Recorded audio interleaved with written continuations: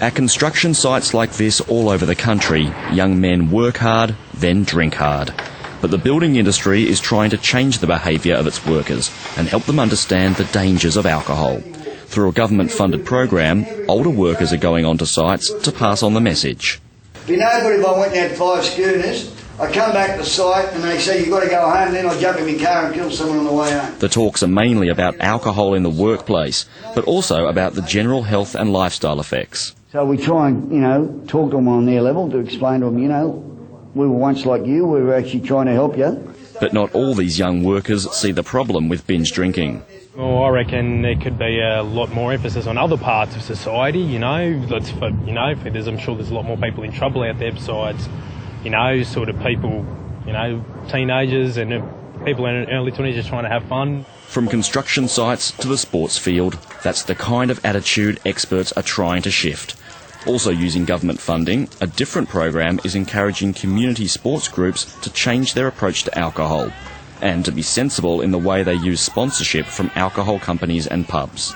Rather than a alcohol sponsor delivering 2 cases of beer to the dressing sheds and saying, here's part of your sponsorship, enjoy it, boys.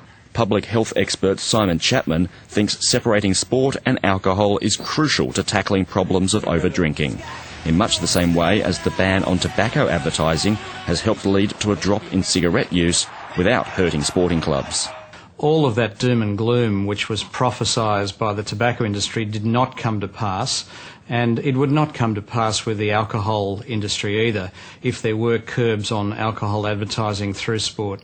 But Professor Chapman has launched a scathing attack on the Family First Senator Steve Fielding for not supporting the Alcopops legislation and losing any ground the other crossbench senators had won. This is really public health vandalism of the worst sort. It's the equivalent of having a vaccine against an important social problem and just flushing it down the toilet. The Greens had negotiated a $50 million package for anti-binge drinking measures, but that now probably won't happen. But money collected from the tax already could go towards those programs, and some of it is needed here. The Ted Noffs Foundation helps teenagers from all walks of life who have a problem with alcohol. How often would you drink? How much would you have? 5 days a week, maybe more, 7 a week straight.